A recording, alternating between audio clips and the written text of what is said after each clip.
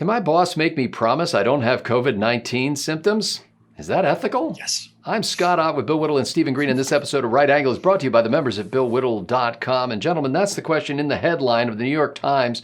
And what appears to be kind of a Dear Abby style. Is there anything that's not quite so old that I could say instead of Dear Abby? It's Dear an advice. Prudence is the one at Slate Magazine, and man, she's got some scary ass advice. And that's a great Beatles song too. But anyway, so it's an advice column, and it appears to be by an ethicist named Kwame Anthony Appiah, and he's answering questions. And the first question is from somebody who says that the employer every day is making them swear essentially an affidavit affirming that they don't have any of the COVID-19 symptoms, and anyone who doesn't sign it is going to be barred from the office and forced to use paid time off or potentially lose the day's wages. And this writer says that he or she feels that this is an invasion of privacy. Stephen Green, I know that you're a small L libertarian, as you've often said. Obviously, an employer has the right to mandate things like the employee wears a particular uniform and probably doesn't have hair down to their shoulders if they're working in a food service atmosphere, so they can put requirements on you. Is it fair and ethical, not legal, but ethical, for an employer to say every day you have to come in and swear you do not have these COVID-19 symptoms? Yeah.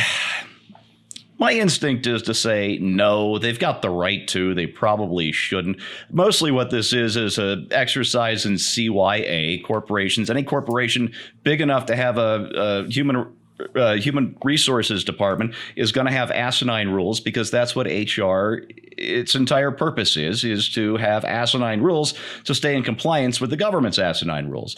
This is why people you would never invite into your own home are always head of human resources. It's just the fact of corporate life in this country.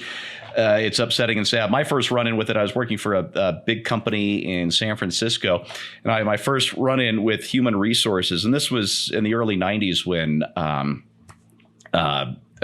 sexual harassment training was becoming the new norm. And we go to these awful group sessions led by this horrible woman who's in charge of our local human resources, or maybe for the whole company. I have no clue anymore. And we're basically being given the litany of new rules. And I said, well, these new rules, they don't make any sense. Harassment is in the eye of the harassed. There's no line. It's if somebody's feelings or whatever, then I could be guilty. That's impossible to follow. And she gave me a look like, you're going to be dead or fired. Choose. And this is a fact of life in corporate America. It's very sad. What I'm mostly tired of, I suppose, is what I call least common or lowest common denominator governance, where the smartest and most capable people in the world have to be hamstrung to the level of the stupidest and least capable. When I moved to Colorado from San Francisco, I used to make that run in about a day and a half back when I was driving out here frequently. And I had a Ryder van. My car was towed behind the back. So I took like 2 or 3 nights getting here. And my first stop was in Wendover, Nevada. There was a casino right there. And all the license plates are from Utah, because this is like the dirty place where the people in nice Utah can go. And it's just across the border. And I order a hamburger. And I say I would like it medium rare. And she says, we can't do that. I say, what? They could not serve a hamburger medium rare. I don't know if it was a state law, county law, city ordinance, or corporate policy, but you had to get your hamburger medium well. I mean, just, burnt to a crisp. So I pull out a pen and I start writing on my napkin that I would not hold them liable for anything I might catch or throw up from eating a rare hamburger. And then I signed it and I passed it to her the next time she came to the table while I pretended to decide what I was going to have instead. And she said, I can't do this. So I ordered something else. But treating grown adults as though we don't have moral agency is pretty much the end of this country. We're seeing it in Portland right now. Well, Bill Whittle, this is, obviously there are privacy implications anytime it comes to health. And I've noticed if you read news stories of people who have died, especially of COVID-19, I read one of a local chef who had died of COVID-19, and it mentioned that he had some, what they call in the trade, comorbidities, that he had some other pre-existing conditions, but it didn't say what those conditions were. And I know that they were being very sensitive to the fact that people's health information is private to them. But given the ubiquity, apparently, of this disease that has everybody scared, does it seem reasonable to you that an employer should, on a daily basis, have somebody swear that they don't have any of these symptoms, especially taking into the account the fact that so many people are thought to be spreaders of the disease who don't have any of the symptoms?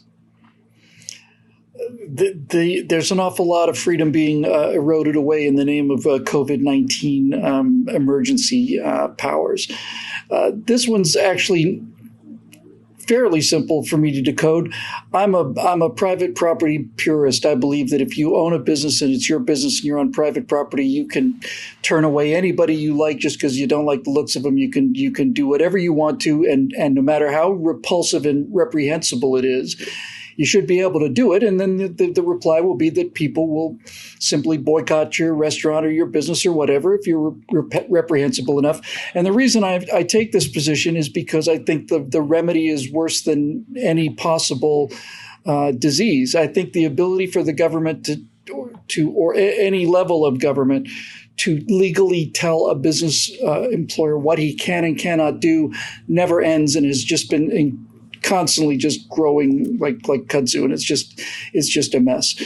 In this particular case, Scott, I think it's reprehensible, and I think it's reprehensible for invasion of privacy reasons. I think it's reprehensible for the reasons that that Steve gave, and furthermore, I think it's reprehensible because it just seems to me to be absolutely ineffective. As you mentioned, you could sign a document that said, no, I don't have any symptoms. Turns out that you do. You're asymptomatic. You're shedding viruses. You don't know. So that doesn't help. And furthermore, let's say that you are sick and you know that, or you suspect that it's COVID-19. If you decide to go to work anyway, then you've already made the moral decision that this piece of paper is asking you to attest to. So if you're going to work knowing you're sick and knowing you're sick with COVID-19, then why wouldn't you just simply sign the paper and just pretend otherwise? You can't enforce honesty. You can't enforce morality. And in this particular case, I agree with Steve. This is just kind of cover your ass stuff for potential lawsuits where this employer, I suspect, is taking the position that not only did we do everything that the government asked us to do, but we went a step further. We made our employees swear that they weren't sick. If you believe that a businessman should be able to run his business or her business the way they want to, as I do, then the guy's got the right to do that because it's his private property and he is employing you and you're taking money in exchange for the employment. If it were me, I would look for another job. And I would suspect that a guy like this is generally not a fun person to work with in any sense, because I think most people with any sense of respect for their staff and their employees would just take it as read. They would just take it as assumed. If you're coming to work, it's because you're not sick. You know it. And if you don't know it, then signing a piece of paper is not going to help anything. I further hate it because I think that this idea of constantly expanding things like consent agreements and releases of liability, all it does is just make the whole idea just now academic. It used to be, you'd go to a skydiving place and there'd be a paper there that says, I fill in my name, understand that skydiving is a risky business and hereby refuse to hold the company responsible even if they fly the plane into a mountain. But now there are attorneys who will say, well, my client didn't know that flying into a mountain would result in death or injury. And then they start getting into the contract where they start saying, agrees to not hold us responsible in case of flying into mountains, weather occlusion. And then they start listing all of the possible, and it just gets dumber and dumber and dumber. And Steve is right. And this is the fundamental libertarian idea that I'm 100% on board with. We're adults. We don't need to be treated like children. The more you treat us like children, the more some people become children, and the rest of us get more and more angry and more ticked off. And as Steve also pointed out, we then become beholden. we then have to run the race at the speed of the slowest runner, right? Everybody has to be limited by what the worst person in the country would do.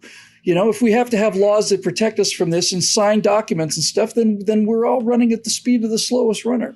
And I just refuse to do it. I think it's a really bad idea, bad precedent. I think it's, as the employer, it indicates a lack of trust in his employees, which I wouldn't care to be working for a person like that.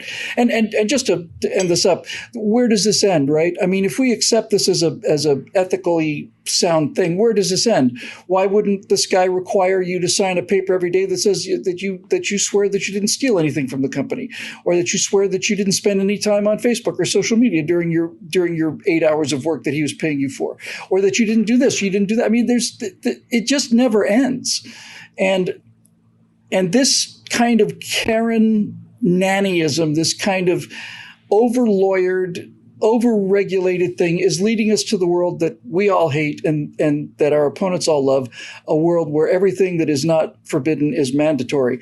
And I don't want to live in a world like that. Yeah. Well, what the career recruiting office giveth, the HR and legal offices taketh away. When you are hearing the song of glory that employers put forth when they're trying to find employees, you hear talk of our people are our greatest asset, and we're like a family here at XYZ Corp. And that kind of talk sounds great. And certainly in a lot of companies, there are relationships where people do feel like they've got a second family. That feeling is diminished quite a bit when you say to your employees, look, we would just say use your best judgment, but instead we're going to have you sign this affidavit daily. The guy who hired me now doesn't trust me to not come to work with a deadly disease that I know I have. And so then I have to make this affirmation. Now, the argument could be made that employers are merely reminding employees on a daily basis of what those symptoms are in case they might have forgotten. Well, I don't know how you forget unless you're off the grid, somehow disconnected from all devices, television, and everything else. So the idea that we're just reminding people, oh, by the way, here are the symptoms. Do you have any of these? I think is a bit of a stretch. I think that if you really trust your employees, you need to literally have an HR manual that says, use your best judgment. If you want to read the government documents on what you're allowed to do in a workplace, here's a link to the government website. But as far as we're concerned, we hired you. We put our faith in you. We believe you're going to do a good job. And we're not going to undercut that by, on a regular basis, doing these little niggling things that indicate to us that really, if you were given the opportunity, you'd screw us out of every penny we had and you'd take our business to the bottom of the lake. I don't think that encourages employee morale. And frankly, the other problem specifically with COVID-19 and affirming these symptoms, in addition to the idea that many people are asymptomatic and thought to be spreaders of the disease, is the basket of symptoms that comprise all the various ways that you could tell that you have COVID-19. There are so many different kinds of symptoms I found out about a guy who was working at a place. They said the only symptom he had was lower back pain. And I'm like, lower back pain? Was that a thing? But then he went and got a test, and by golly, he had it. And so, there are just too many different kinds of symptoms that are wrapped up in this disease that we still don't really fully understand, that I think that this is not worth the paper it's not written on when you sign it. It can't do anything to increase the health and safety of your employees or of your customers, but it could do a lot to undercut the trust that is essential for employees to be able to feel like they're doing something of value and that it's worth being there. They've done many surveys over the years, and they've asked employees what's the most important thing to them. And employers all think it's compensation. Compensation's like number 7 on the top 10 list. And actually doing important work and feeling like my contributions are valued and that that people believe in me That's more important to employees. So if you want to reinforce that and reaffirm that, there's nothing wrong with doing occasional training sessions and saying, by the way, we know this is a big thing in the world right now. Let's just review the symptoms and stuff like that without the legalese and the, as Steve mentioned, CYA, which means cover your assets, kind of language that they have on these affidavits. For Bill Whittle and Stephen Green, I'm Scott Ott. Thanks to the members at BillWhittle.com for making this possible.